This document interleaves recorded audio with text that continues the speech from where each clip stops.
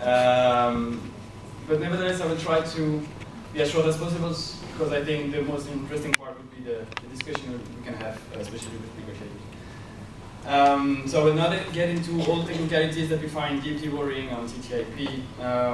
We have just released a 40 pages analysis of TTIP that shows how the whole geostrategic aspect of the pro-TTIP argument just doesn't hold to analysis, how ISDS is weakening democracy, is still not proven to be needed, and is to be rejected in any way, shape, or form, even the reformed ISDS.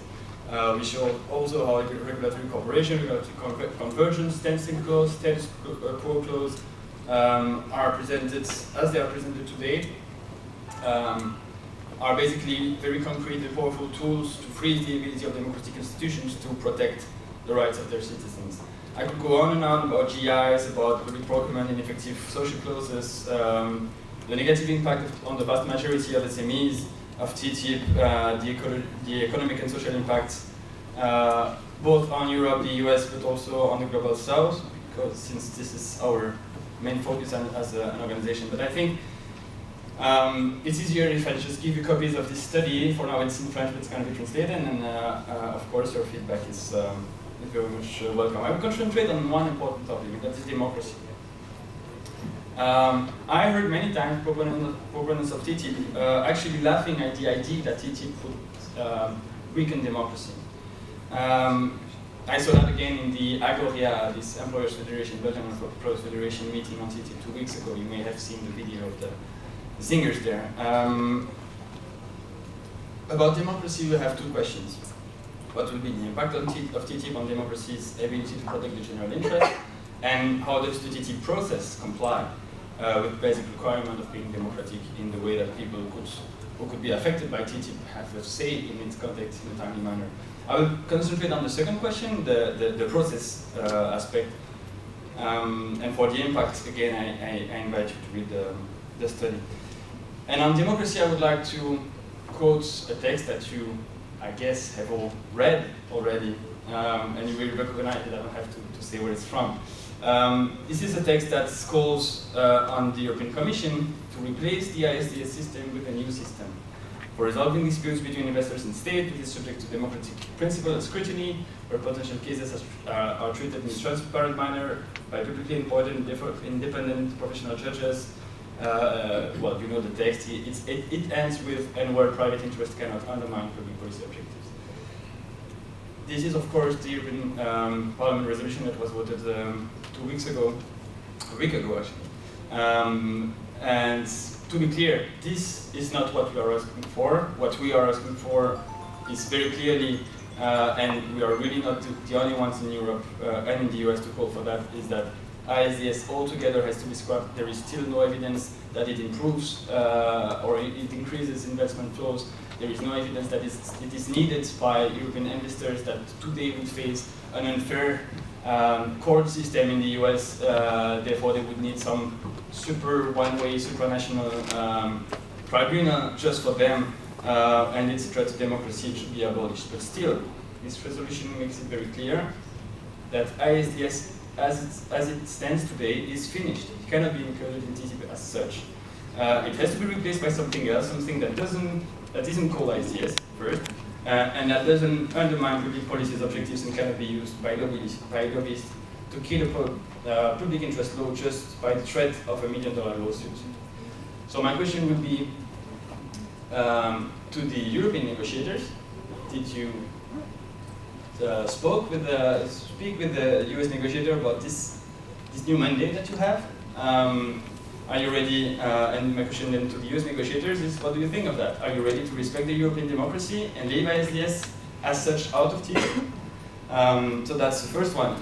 The second part of this resolution says that it has to include sustainable development chapter that is binding and enforceable and that aims at the full and effective ratification, implementation, and enforcement of the 8 fundamental International Labour Organization conventions.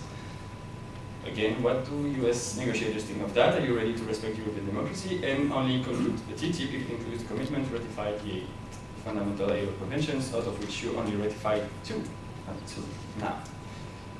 Thirdly, the resolution asks the Commission to recognize that where the EU and the US have a very different rules, there will be no agreement, such as on public healthcare services, GMOs, use of hormones, in the bovine sector, REACH and its implementation, and the cloning of animals for farming purposes, and therefore not to negotiate on these issues.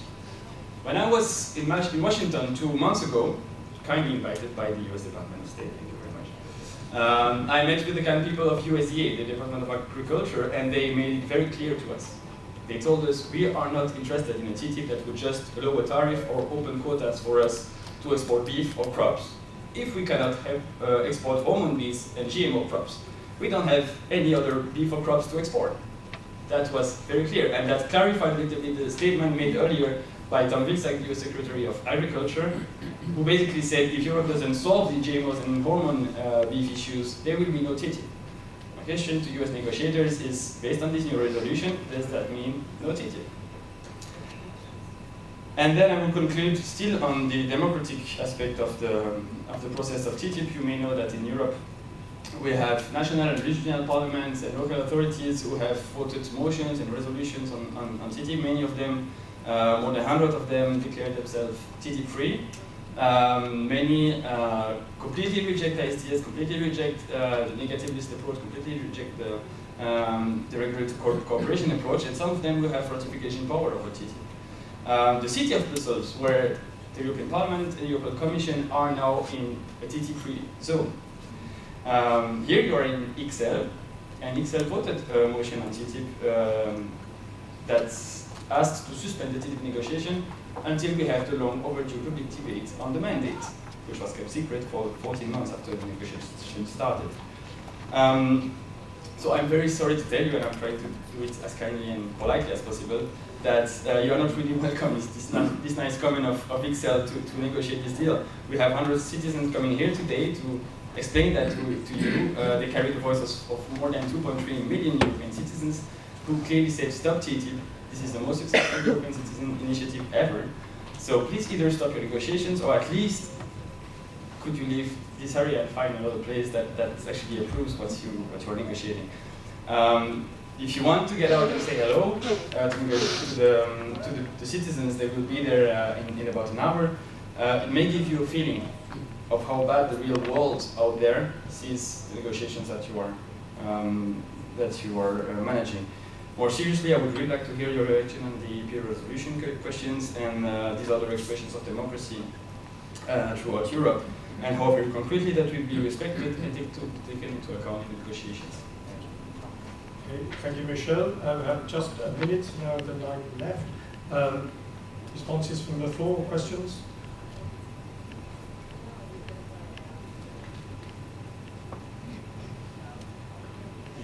Marco Dürkop. I'm only the services negotiator, not the investment negotiator, sorry for that.